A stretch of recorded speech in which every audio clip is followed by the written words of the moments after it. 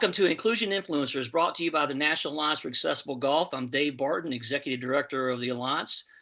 Our goal with these conversations is to talk with folks who are truly making a difference for the game of golf related to bringing individuals with disabilities into the game. It's actually a pretty long list of interviewees that I hope to never run out of, but I'm really excited today to be joined by some special guests from the USGA. Stephanie Parel, Director of U.S. Adaptive Open Championship, and Colton Dean, Manager, U.S. Adaptive Open Championship. Both are, of course, involved in many other events and championships with the USGA, but they've been the go-to Adaptive Open team since the beginning. I'd be remiss if I did not thank the USGA, and specifically Beth Major, Managing Director, Communications and Content, for the long-time support of our Alliance for Accessible Golf. The USGA was critical to our success for many years and our ability to deliver a grant program for golfers with disabilities. I know I speak on behalf of our board of directors when I relay our appreciation for that support, and certainly your efforts to remain engaged with us related to adaptive golf across the United States. A sincere thanks for sure. Now we're here to conduct this interview fresh off the US Open at Oakmont, where I suspect y'all might have been just a little bit busy. So I'm very glad to have both of you here, as the fourth US Adaptive Open is right around the corner at Woodmont Country Club in Rockville, Maryland, July 5th to the 9th. Stephanie, Colton, welcome to the show. Thanks, it's great to be here. Excellent. Thanks, Dave. Glad to have you today. So Colton, I think you're visiting with us from Georgia, and Stephanie, you're out in Oregon. So we've got all points of the United States pretty much covered except the Northeast, up there where the USGA resides in perpetuity. Stephanie, let's start with you this morning. Tell me a little bit about your journey that now has you at the forefront of adaptive golf as the director of the Open Championship there of the Adaptive Open. And I believe you might have some connection to Stanford Golf, and you've been with the USGA for many years. A couple of years ago, you're a recipient of the Mike Butts Award regarding just contributions to the game of the USGA. So welcome, and what's going on, Stephanie? Thanks, Dave. That's very kind of you. Yes, I've been very fortunate. I always liked sports, so to get to work in sports is a dream. And started golf later than some other sports, started in high school and took some typical pathways from there, competing, which I enjoyed, but wasn't good enough to stay playing at a high level. So again, just to be able to stay in sports was wonderful for me. After playing, started learning the rules of golf to be a referee, and then been with the USGA now for over 25 years, which seems crazy. But we started looking into adaptive golf more closely in 2018. So that's when I got my start, and even a few task force, exploring it before then. And we started off by going to a lot of events, including Colton's, to learn as much as we could and talk to everybody. And it took off from there. It's fantastic. Well, I'm going to say this right now. When I hear anybody say that they've played competitive golf or whatever, if you've got Stanford golf team associated with your name, you and I are going to have a conversation about how many strokes I'm going to be hitting. I would have held them back compared to where they are now. They're amazing. That's fantastic. Well, Colton, good to see you again. I had the pleasure of catching up with you down in Florida for the USDGA championships, and it was great connecting and just talking about all things golf, changing the world, as we always do when we get together and talk about things at golf tournaments, and that's always a pleasure. Colton, I understand you got some USGA experience before you did some association work. You a boatwright intern, I believe, and they also served with the West Virginia and Georgia State Golf Associations. And so, from there, kind of what pulled you over into the championship side of things with the USGA and the Adaptive Open? Yeah, I started, in golf, similar to Steph, just grew up playing sports, and then kind of got into competitive golf a little bit when I was probably middle school age, and played golf, throughout my childhood and into college. Worked at a golf course in college. Was actually probably going to go like the NBA route when I was in college, but I had the superintendent there at the golf course I worked at, the university course, suggested I look at this boatwright internship with the Georgia State Golf Association. So I did. I was actually a few days late on getting my application in, but they still took me in for whatever reason. They must have been desperate that year. but completed a boat ride internship with the GSGA. Still very appreciative of that internship opportunity that the USGA still provides to hundreds of people all over the country. It's a great program, but yeah, from there I got a full-time position with the West Virginia Golf Association. So I got to go up there and work with some familiar names in the golf industry, and kind of, it was a smaller association, so got a little bit of my hands in everything. Came back to the GSGA in 2018, and that's when I first got involved with adaptive golf with David Windsor, just running clinics and that kind of thing. At first, we had just started talking about a competition and what that might look like at the state level.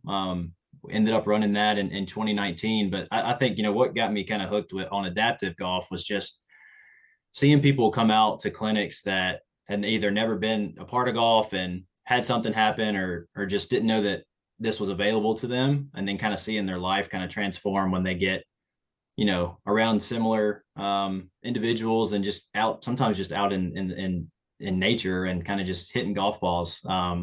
So that was pretty cool to see that side of it. And then, running the competition with the help of, Steph and many others in the adaptive game in 2019 was kind of when I decided that this was what I wanted to do, and spent a few more years at the GSGA, but ultimately came over to the USGA. This is my third year with the USGA.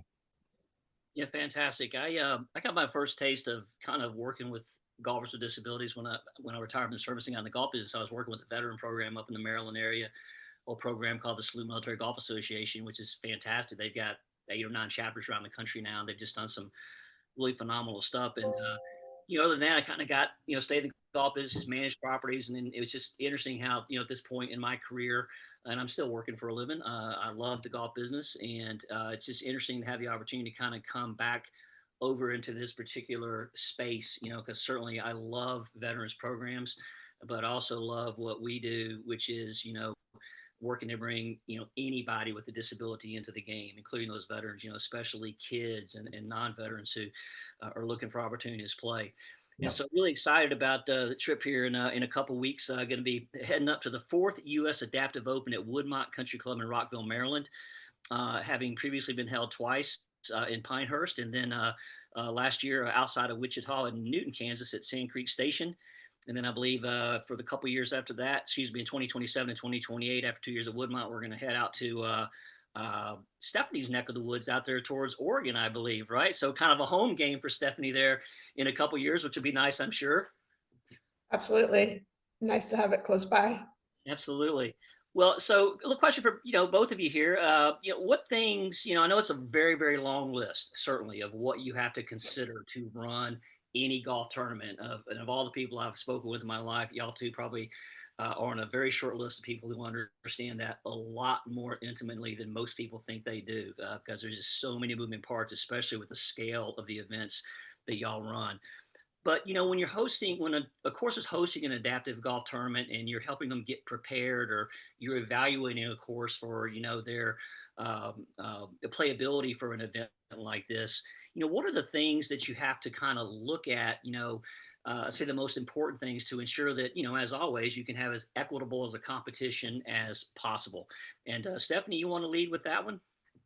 Yeah, I can kind of start with the golf course side of it. And you're correct that you want gentle terrain more than anything in a course that would be well suited for adaptive golf. And in that, if there's a lot of severe slopes, it's not as conducive by any means. We find that parkland type courses work really well. They don't have all the same amounts of force carries as some other designs, which are very difficult to negotiate for a lot of adaptive players, especially over and over again on a target type course, for example. And with that, I find myself gravitating towards older courses because they didn't move as much earth, and sometimes even municipals. That kind of style of course generally works really well for adaptive golf. And then you need things like accessible tees and greens, at a minimum, and then bunkers are accessible. It's on top of that, it's ideal. So those are some of the things that we look for in selecting Yeah. a course. I'll do a quick follow up on that, and then I'll kind of get your perspective on this, Colton. My very much appreciate the opportunity to attend the Adaptive Opens. Thank you for that. Just as someone who ran golf tournaments on a smaller scale, of course, it's just amazing to me to see the things that y'all have to kind of factor into stuff. And it's like when we talk about penalty areas. Well, 2 club links might not be far enough away from some penalty areas, depending on the type of ability a person may have to make that relief area equitable for everybody in the field. Some of these slopes and things like that, you can run through a lot of red paint, I'm sure, in these situations. And I think what you mentioned too, and Colton may touch on it, the tee boxes for the different impairment categories. And we'll touch on impairment categories a little bit later. But Colton, in your experiences, kind of what have you seen? Yeah, I mean, I think Steph, kind of where she left off was kind of accessible tees and bunkers, and leading right into that, off the golf course and into the clubhouse, just having accessibility there with all the clubhouse and facilities, the ability to get, food and drink, get to the restrooms. We're lucky to work with Joan Stein and Stein Consulting. She does the same stuff for our Open Championships. So I can't wait to catch up with her and get a feel for the week she had at Oakmont with the weather and everything else. So I can't wait for that conversation. But she does a great job, and to your credit and kind of the website you've built, she's on Gain, on the chat quite a bit, responding to questions and stuff like that. So she's always a good resource to use, as far as accessibility and ADA. Golf carts are always a priority. A lot of times in most USGA championships, except for this one, it's really hard to get a golf cart. But if you come to the Adaptive Open, you'll see hundreds of golf carts everywhere. A lot that can pretty much be the same case at the AGA level and regional event level. So finding a facility in a golf course that has a lot of carts is a good place to start. And then one that's set up also to work for seated carts. If your nines come back to the clubhouse in case you have any of those battery issues or anything like that, is always a good thing as well. Yeah, there's a lot. I'm glad you mentioned Joan there. Joan was one of the. I probably spoke to her within a week or two of taking this gig a little over 3 years ago, and she is just a bundle of energy and a wealth of information about this stuff. And to your point, I know she's going to have some really good stories. But kind of a perfect example of the stuff that she looks at. And I think in even one of the earlier Adaptive Opens, if I recall, they were. It's about spectators as well, just like all of y'all's events are also about spectators. When we talk about barrier-free environments, sure, there's barriers on the golf course that keep a golfer from getting where they need to get. How do you minimize any barrier restrictions, whatever those may be? And there's also, even though the ADA was written in 1990, there's older buildings out there that may not be as barrier-free as they probably need to be. And I think those things really come into play because you're talking about not only friends and family members of these golfers, but you're talking about these golfers' ability to maneuver around the facilities and inside the facility. And, a small example of that is, portable restrooms outside on the golf course, wherever they may be.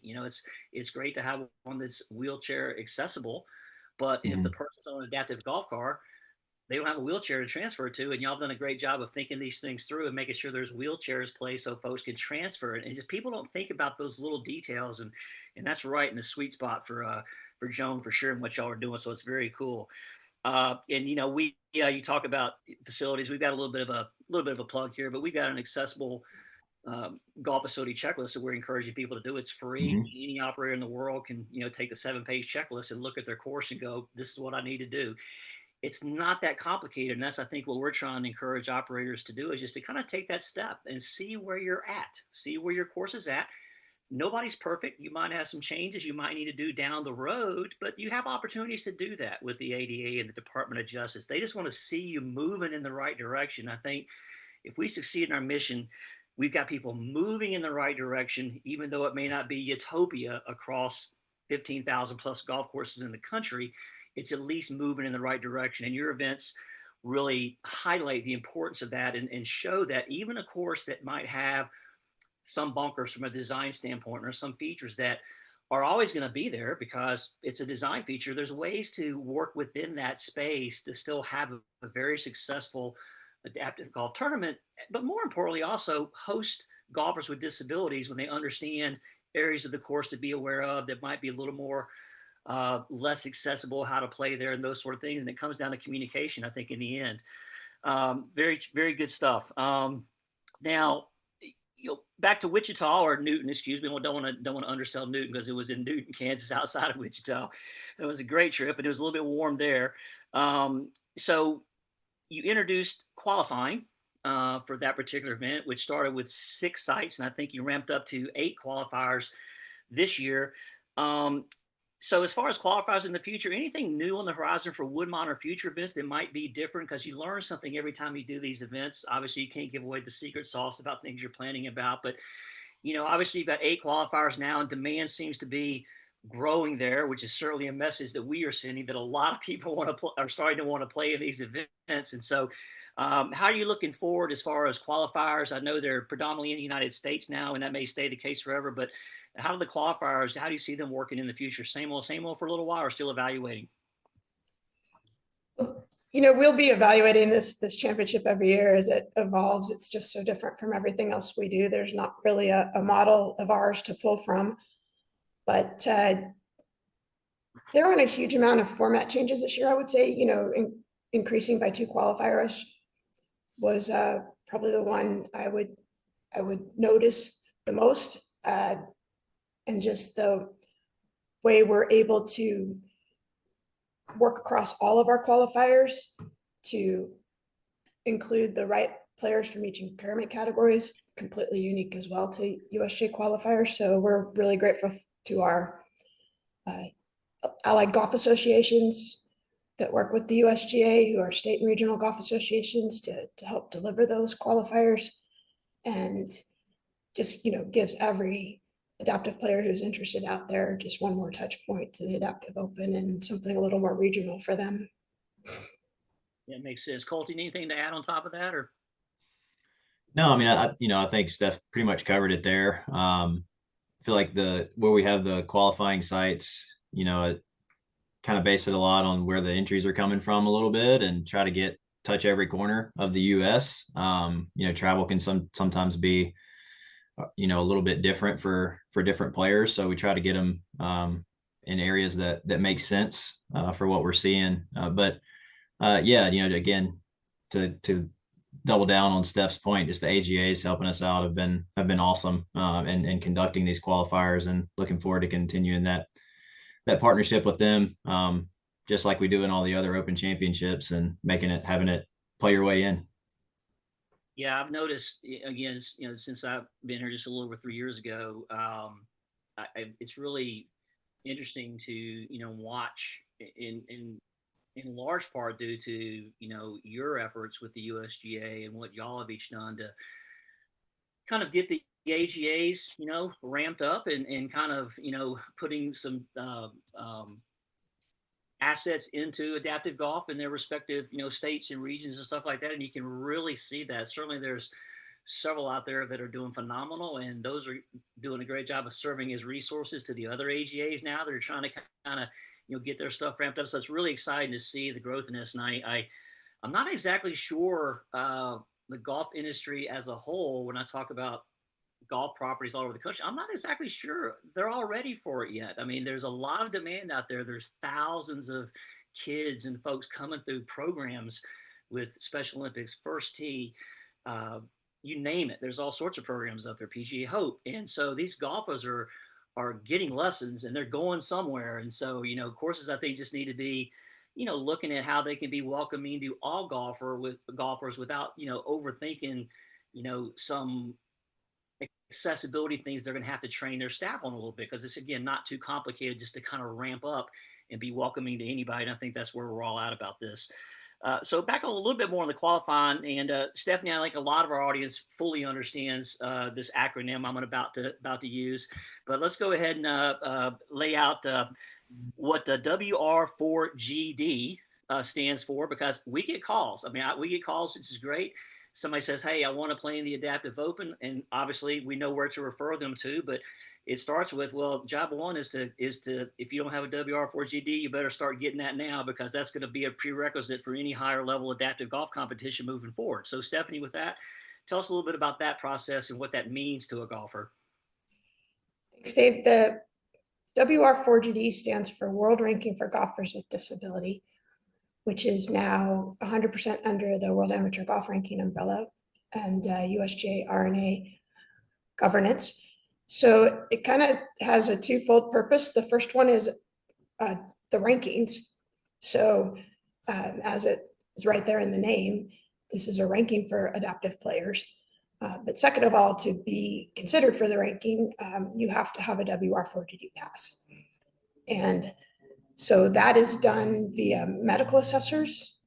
And one of the things that we're really hoping to grow is the network of medical assessors around the country. I know Colton's been working a lot with the AGAs to find folks that they know who might be interested to help us get that more local representation, make it easier for players to get a WR4GD pass.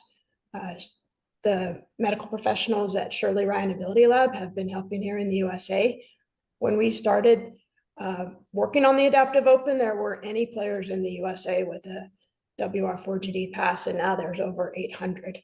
So in a short frame of time there, we've really been able to help USA players get certified, and any other players from other countries who happen to be here at an event where there might be an assessor.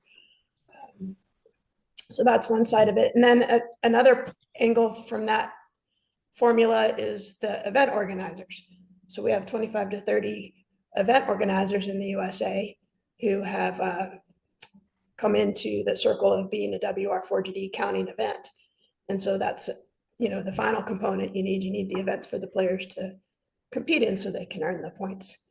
So we've been really pleased to see how the country's embraced the ranking, and not only players becoming eligible, but event organizers participating as well. And that's like, we've been discussing the AGAs that are having adaptive championships now, but also a lot of independent event organizers from before we got started who were conducting adaptive events in this country.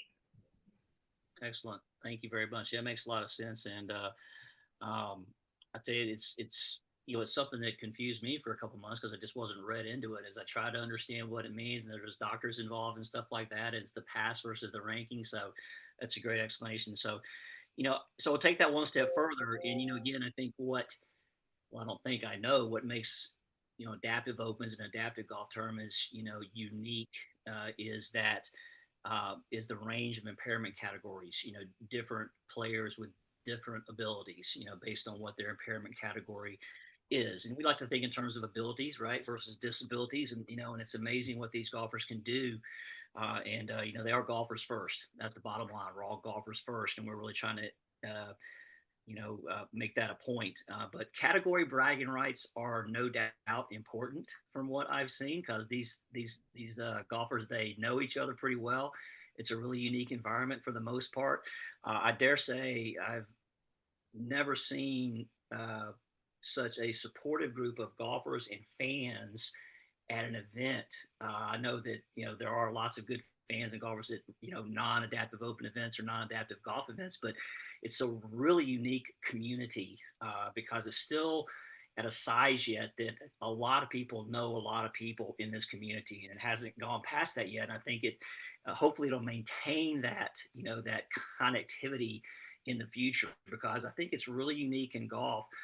They all want to, whoop up on each other, no doubt about it. But again, in the end, the impairment bragging rights, I think, are important. And the best part about it is they also are competing for, the overall men's and women's champions, which is a USGA championship, national championship level award, which is fantastic.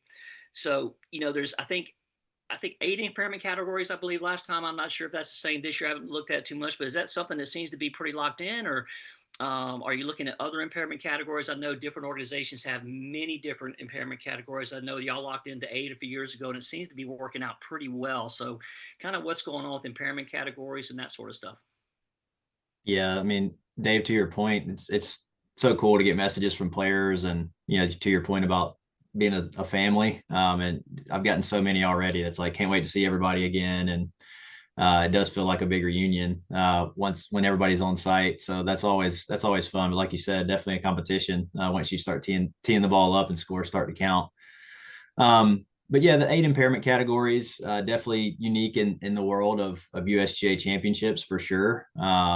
Multiple sets of tees. Currently we do still have 8 impairment categories for men and women. To answer your kind of overall question there, certainly do recognize and honor each impairment category winner, and overall champions every year at the championship site. We'll have parking places, all kinds of different signage, and on the leaderboard, online, we recognize them in that way. Several other ways too, but definitely treated as USGA champions. To the point of impairment categories, we've received a ton of feedback from players over the years, and mostly positive, but also with some ideas for changes that we certainly value and take those up for conversation every year as we kind of look to make the championship better and what improvements can we make. As you mentioned, brand new championship, the newest USGA championship. We're still definitely in development. Look at almost every aspect every year once the championship concludes and see how we can improve or make changes that better align with the adaptive golf community or Paralympic standards. Excellent. Stephanie, anything to add on top of that?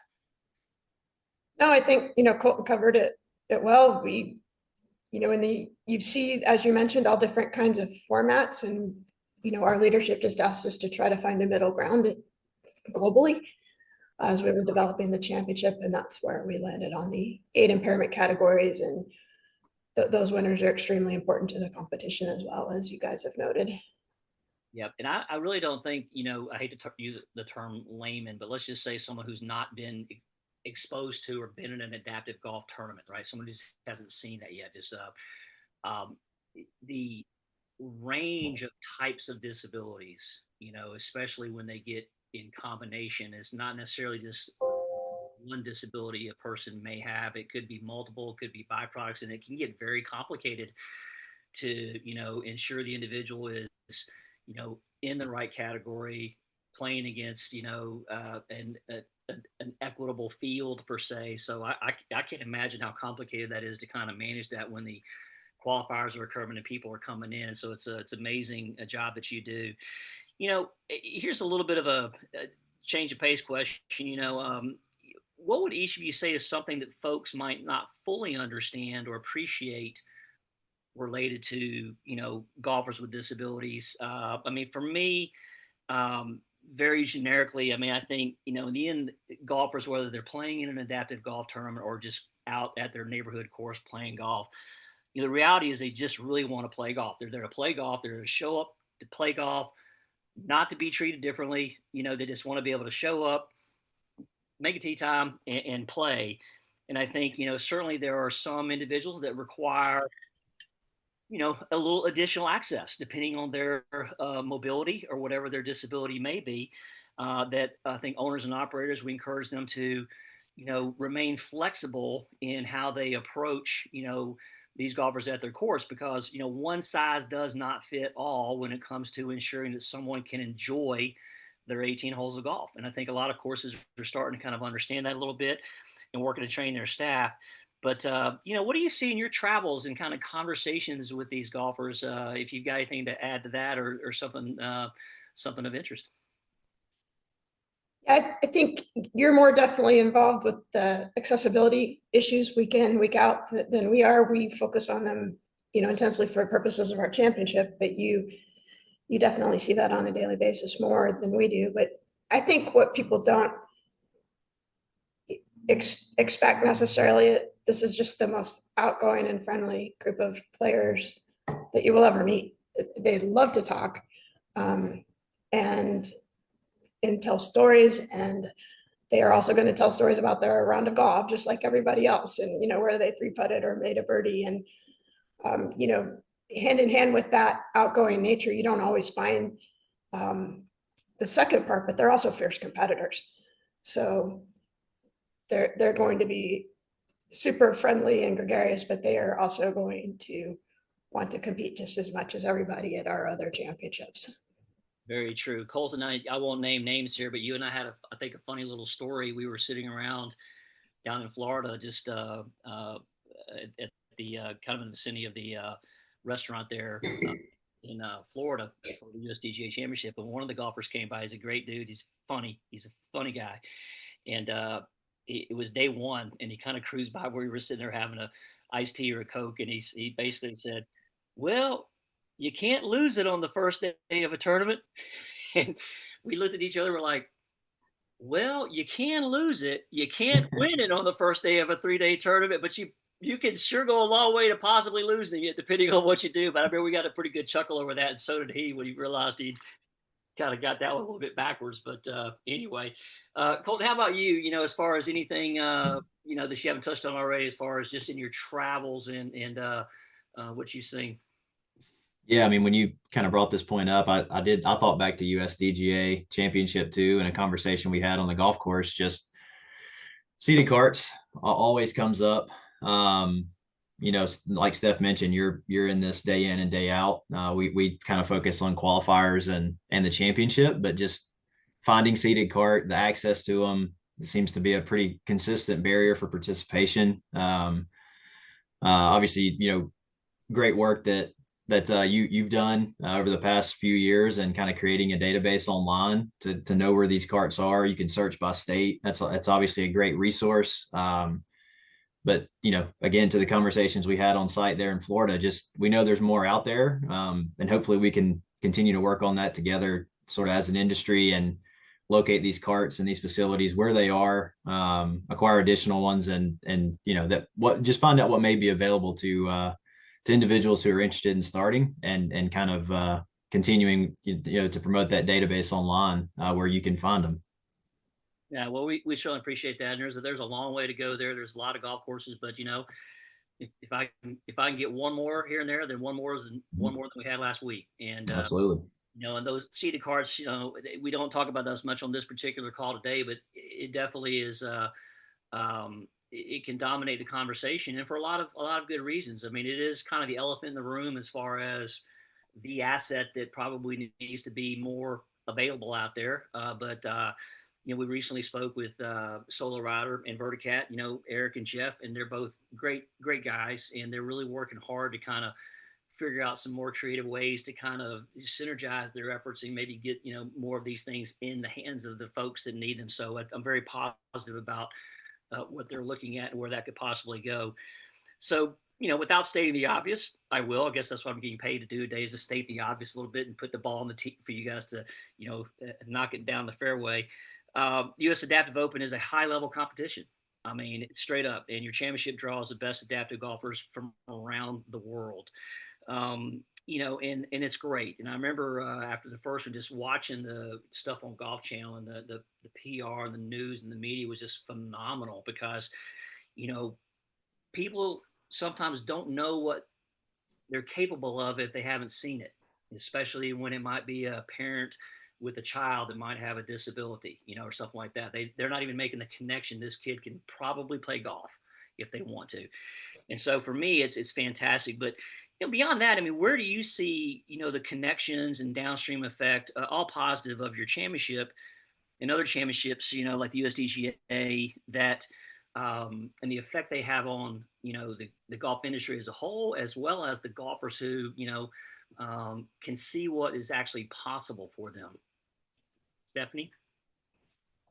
I think where, you know, we've been really excited about the growth is at the AGA level with the state and regional golf associations, and the development there. When we started the Adaptive Open, only Colton, when he was at the Georgia State Golf Association, had an AGA adaptive event, and now there's been at least a dozen who started since the inaugural Adaptive Open, which is really exciting for us.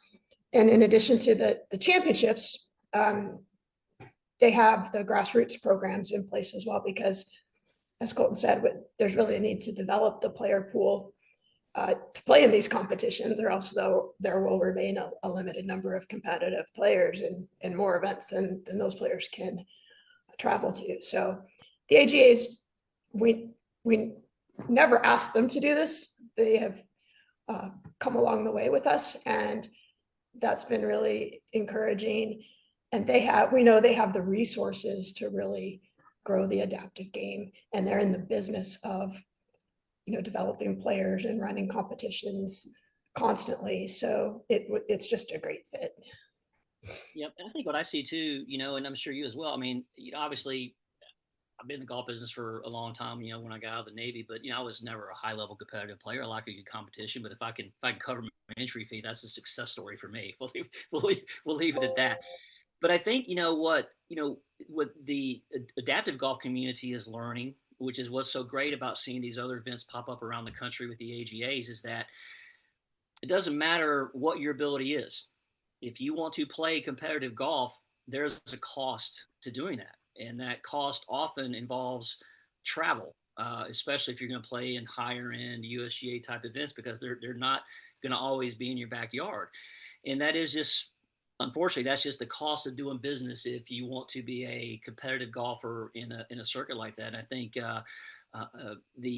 it's becoming very helpful as the AJs pick up some of these other events and stuff. Folks can kind of get a sample of it in their backyard per se before they have to make a major commitment to a qualifier or something like that to get a feel for it and things like that. So I think that's really encouraging, and that's going to, I really believe, accelerate the growth of the number of adaptive golfers of all ages. Obviously you've got a 16-year-old in the event this year. I believe when Sophie Howard played her first event, I believe she was 15, wasn't she? In the first Adaptive Open, I believe she was 15. And so now she's an older 18-year-old now, coming back for more.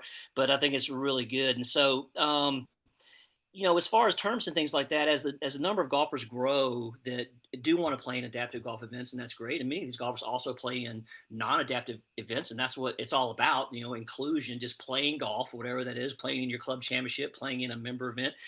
I mean, you might have touched on a minute ago, but do you see a time where the USGA, maybe you are evaluating this, is looking at different formats for adaptive golf beyond the individual? Obviously, the USGA has some team formats, 4 balls and things of that nature. Is that stuff that y'all look at as well? Probably. You probably look at a lot of stuff, but anything on the horizon as far as the evolution of adaptive golf as far as the USGA's perspective of it? I'll just chime in quickly and then let Colton run with this one as well. But, we're still just evolving this championship. So we know there's more work to do here, and we're focused there for now, but it would be a great problem to have, that we need to Right. develop more and more championships for this pool, because the number of competitive players has gotten so large. So we'll really look forward to having that question on the table someday as well. Excellent. Colton? Yeah, and I going back to kind of what we were talking about with AGAs and sort of the player development route and having more opportunities, regionally, I think that's been huge over the past few years. I know when I left the GSGA to come to the USGA, sort of a goal that I had for when I was still with the GSGA was to have like a gap, something in between, because we were having, brand new players that were coming out to clinics, and then you had, they would become regulars at clinics and get better at golf. But then there's this gap, and there's like a jump from, all right, I'm a regular clinic participant, and then I'm supposed to go play in the Georgia Adaptive Open, which was like a pretty big gap of, that probably needs more development in the adaptive golf space that has that kind of more of a linear path in the non-adaptive space. And to the GSGA's credit, they've continued kind of with that goal. Last year, they added a 2-day 18-hole event in the fall that was for more of your, higher index beginner players, even if you don't have such a high index, but you're just not as familiar with competitions. Kind of did a 2-day 9-hole event, which I thought went pretty well for them. They, along with their regular clinics, and then kind of after some of the clinics, they started doing more play days where they could kind of get out on the course, and GSGA staff may accompany them and kind of walk them through different rulings and situations that they may encounter on the course before they, just to give them a little bit more of a development, like we just mentioned, before they enter these state competitions. So I think that's super important, and hopefully that continues to grow too. Yeah, and you said something that kind of, reminded me as well, when we talk about, handicap Gin's handicap. I know I pronounced it wrong. I'm going to say Gin. Gin. Tell me right now, because I think Mike Wan said it. Wow, this is pronounced the other day. How is that pronounced again? I'm rural public Georgia education. I pronounce stuff wrong all the time, but I pronounce it gin, but I could be, like the drink, but I could be completely wrong there. I I don't say know. gin as well. I just want to be sure I'm saying it the right way. Stephanie, am I getting a thumbs up on gin? That's how I've always said it. Well, fair enough. But the point is that these golfers, pick any club or public golf course, whatever in the country, who may want to play in their club championship or whatever. One of the real important downstream effects and positives of what y'all have done here is that really, if a course operator has the time to pick up the phone and ask a question, okay, and I know they're very busy, I've been there, right? It's not complicated if you've got a golfer that might have a disability that certainly may not mean it's appropriate for them to play a course from 7,000 yards or 6,500, whatever it may be. There's information out there now that an operator can easily, set their course up and ensure that this player who's playing, in their men's or women's club championship, has a equitable shot with their gin from an appropriate tee box to compete equitably. And really no one can dispute kind of the science and math behind the data that y'all have been collecting to say that maybe a seeded golfer male might play from 5,000 yards, whatever these numbers are. There's no need to complicate. Just let it go. Here's the numbers and go do it. And so hopefully more and more operators are kind of seeing that and realizing they don't have to reinvent the wheel here. There's a lot of great information out there. Just apply it to daily play. Put information on there on your website. Hey, if here's some yards we've got set up, and have those tee boxes out there like we talked about. I think it's really a really good downstream benefit, and I think more and more people are going to start understand that. So Stephanie, a quick question for you. Just on the Paralympics, I know it's an International Golf Federation matter. Certainly the USGA is involved in, perspectives and sharing with that. But I know it's not golf is not yet a sport in the Paralympics. I know there's an ongoing effort to do that. It's quite a complicated process because there's a lot of sports trying to do just what golf is. But is there anything you can kind of, I know there's no news out there right now, but what's going on with that, and how do you see things shaking out down the road, maybe with regard to golf being a Paralympic sport? Well, as you mentioned, the International Golf Federation is intent in that pursuit and are very committed to doing everything they can to get golf into the Paralympic Games. It is an incredibly complex process, massive applications, lots of boxes to check. And they're doing everything they can for the national federations of the world to be able to have their players compete in the Paralympic Games. And, on the USGA side, the RNA and the USGA work with the International Golf Federation on a number of different matters. And so, this is one where we're happy to help any way we can. And one way we can do that is to have a competition that aligns with the Paralympic ideals and do everything we can in that regard to develop every aspect of the competitive pathway possible.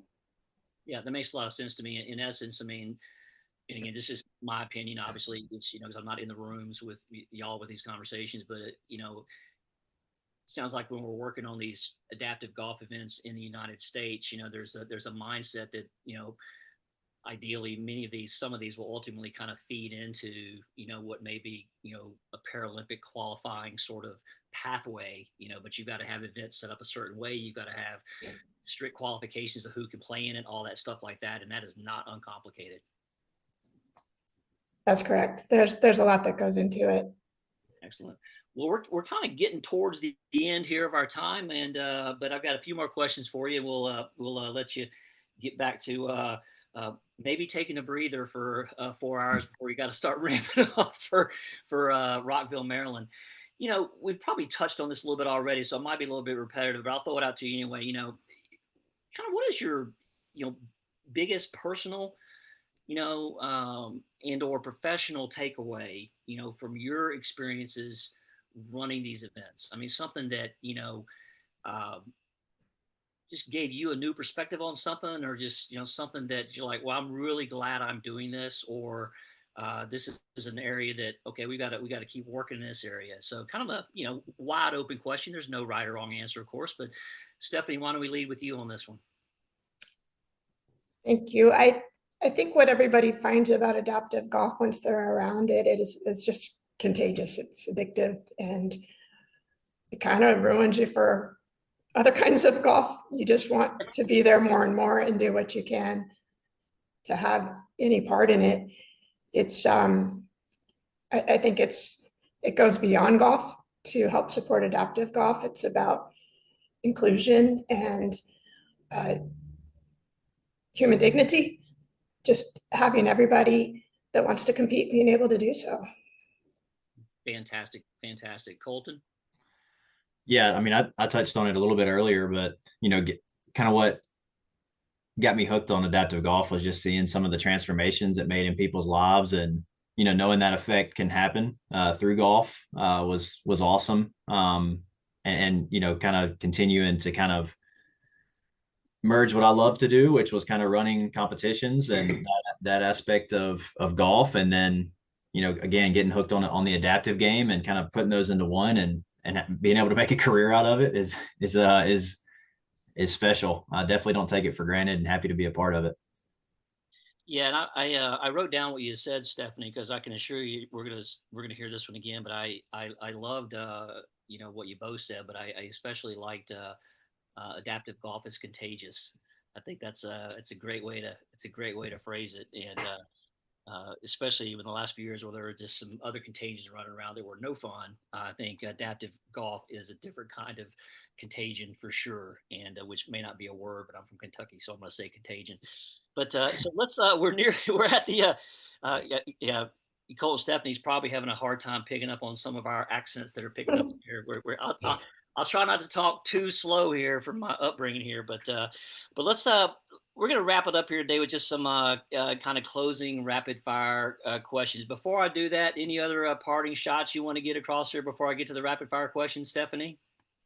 Absolutely. We do have one really important topic we wanted to share, and that was that yesterday the USGA made a very exciting announcement for us that Deloitte is going to support the Adaptive Open in a couple of different ways. They're one of our corporate partners, and we couldn't be more pleased that one of those, I'll let Colton mention in a second, but one of those is that every player who competes in the championship is going to be eligible to get up to $3,000 worth of reimbursements for travel expenses. Golf is expensive. It's even more expensive for adaptive players. And we just think that's a great development. Super excited about it.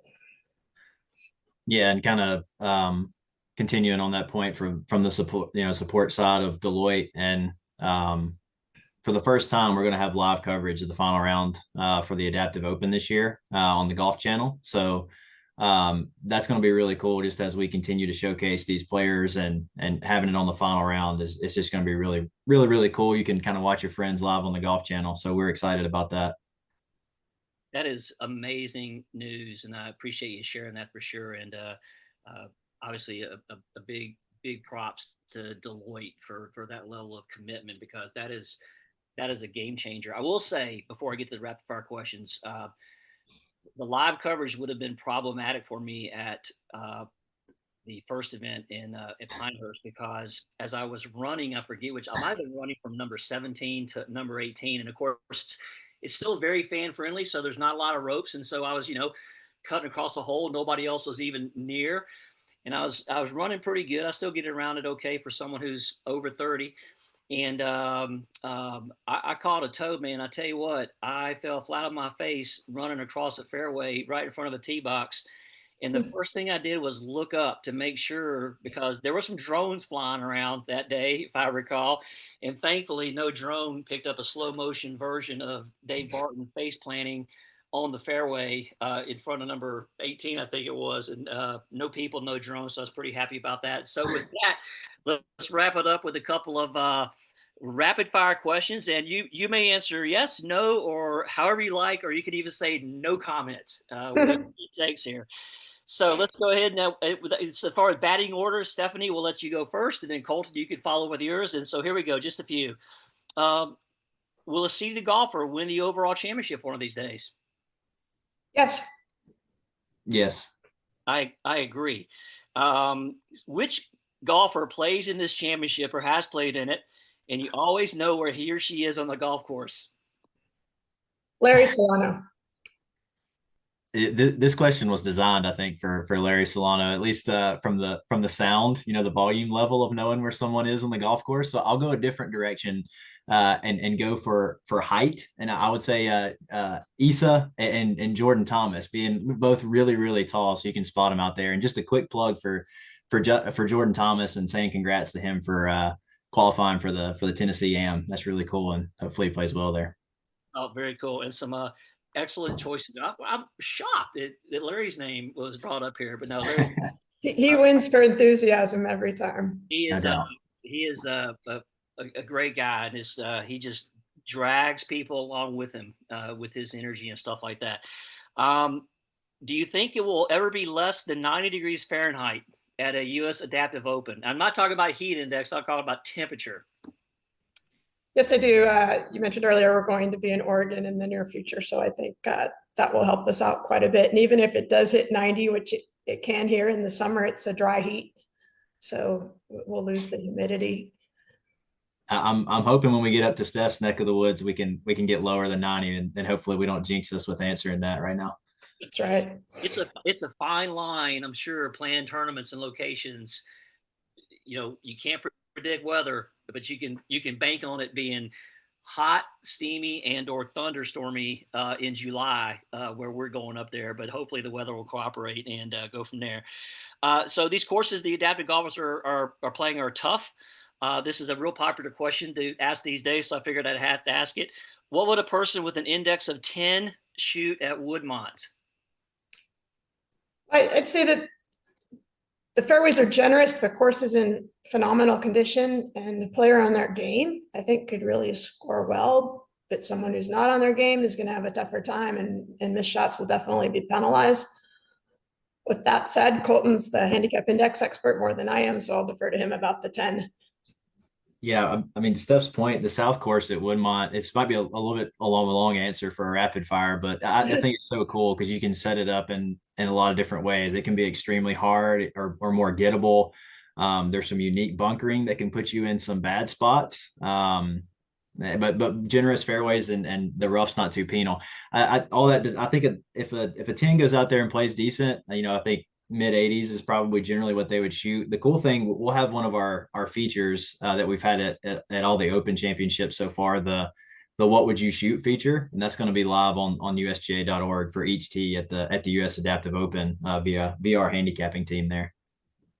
That's awesome. Well, I'm going to paraphrase this as a spectator, as someone who watched the U.S. Open on TV and always does, and you hear the press conferences.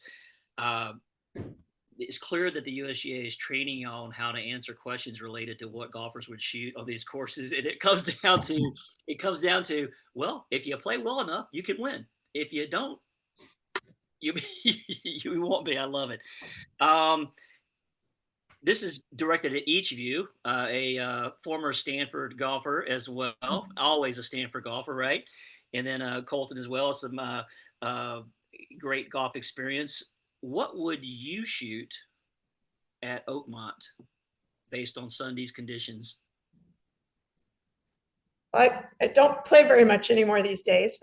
Maybe when I'm retired, I'll be able to get back to it. But I just think I would be really happy for the maximum score format that we have at the Adaptive Open to be in place for my round. I'm right there with Steph. I mean, I'd probably run out of golf balls. I'd have to have a 20 or so spotters following me around for the rough. And at some point my wrist would probably give out, trying to hack it out of there. So yeah, those guys, even shooting the scores they did, that's incredible. It was fun to watch. It is for sure.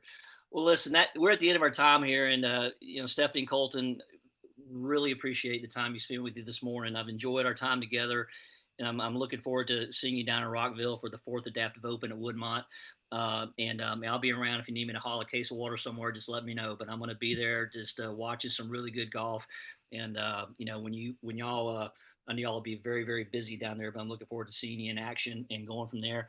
The work each of you are doing with the USGA on behalf of golfers with disabilities and the exposure it delivers is undoubtedly encouraging more individuals with disabilities to see what is possible, get out of the houses, and go learn to play golf. So hit them straight. And if you can't always hit them straight, that's golf. Just go hit the next one. Y'all have a great afternoon, and we'll look forward to catching you in a couple weeks. Thanks, Dave. Look forward to seeing you soon. Yep. See you soon, Dave. Thank y'all.